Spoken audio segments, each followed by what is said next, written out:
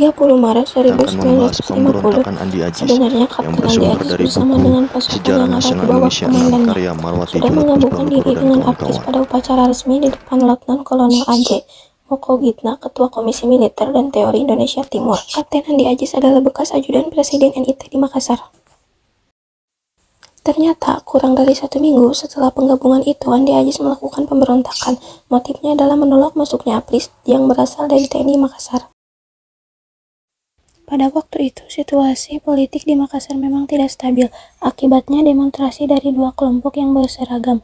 Kelompok anti-federal menuntut agar TNI secepatnya membubarkan diri dan bergabung dengan RI, sedangkan kelompok pro-federal berdemonstrasi untuk mempertahankan NIT.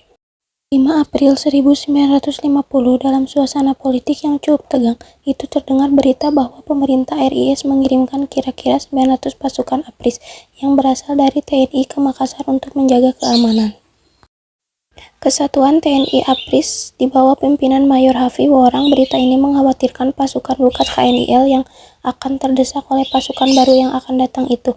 Mereka bergabung dan menambah diri pasukan bebas di bawah pimpinan Kapten Andi Ajis. 5 April 1950, pada pukul 5 pagi, Andi Ajis dan pasukannya dibantu oleh anggota Kolonel Loger pasukan Belanda dan KNIL menyerang markas Apris di Makassar. Kekuatan mereka jauh melebihi kekuatan Apris. Karena itu, dengan mudah mereka berhasil menguasai kota Makassar. Beberapa prajurit Apris atau TNI jatuh menjadi korban dan beberapa orang perwira termasuk Letnan Kolonel A.J. Mokogitna ditawan.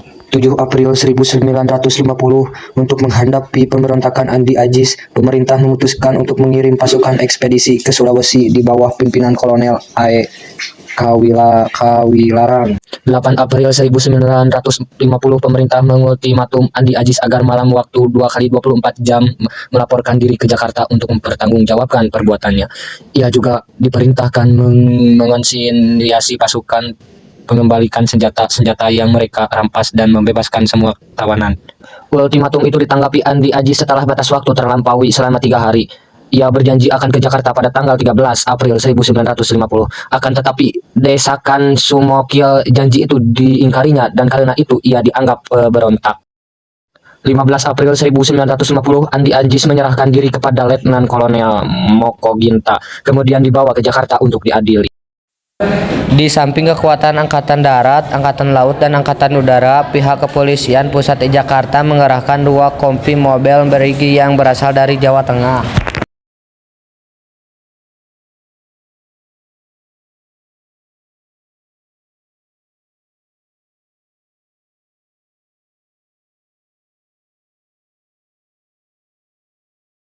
Dengan datangnya pasukan ekspedisi ini, keamanan di Makassar berhasil dipulihkan.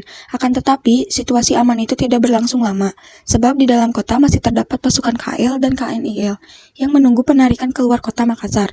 Pasukan KL dan KNIL ini sering mengadakan provokasi dan memancing bentrokan dengan pasukan Apris. Provokasi mereka semakin lama semakin meningkat. Lebih dari itu, mereka mulai berani melancarkan serangan menembaki pos-pos Apris, terutama asramanya yang berada di Kampemen Kis dan Tangi Mata Angin. Keduanya terletak di kota bagian selatan. 15 Mei 1950, pertempuran antara KNIL dan Apris atau TNI meletus. Dalam pertempuran tersebut, Apris berhasil memukul mundur pasukan lawan. Sore harinya, pertempuran umum berhenti setelah KL dan KNIL merasa tidak mampu mengimbangi kekuatan Apris atau TNI ini. Kemudian, pasukan Apris mengadakan pengepungan terhadap tangsi-tangsi KNIL itu, karena mereka tetap bersikap provokatif, seperti show of force dengan berkendaraan truk dan panser lewat di tengah kota untuk memancing bentrokan bersenjata. 18 Mei 1950, untuk mengatasi kemelut tersebut diadakan perundingan antara pimpinan Apris dan KNIL. Pihak Apris diwakili oleh Kolonel Kepala Staf Angkatan Darat, yaitu Abdul Haris Nasution, sedang pihak Belanda diwakili oleh Kolonel Pereira.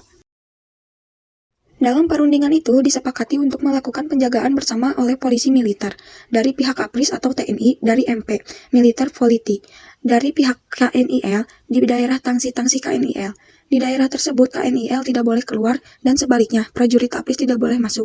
Di dalam kota dilakukan patroli bersama. 1 Agustus 1950. Hasil perundingan ini ternyata hanya ditaati selama beberapa bulan. Pertempuran berkobar lagi. Penyebabnya ialah tindakan anggota KNIL menembak mati seorang perwira APRIS, Letnan Jan Ekel. Perwira ini baru datang dari daerah Nusa Tenggara. Karena tidak mengetahui adanya peraturan mengenai garis demokrasi, ia memasuki daerah KNIL KL. 5 Agustus 1950, pertempuran meletus petang hari ketika markas staf Brigade Garuda Mataram secara tiba-tiba diserang oleh KNIL KL. Mereka dapat dipukul mundur lagi ke tangsinya masing-masing di Kamperemen, Kis, dan Mato Angin. Di sini KNIL KL kemudian dikepung.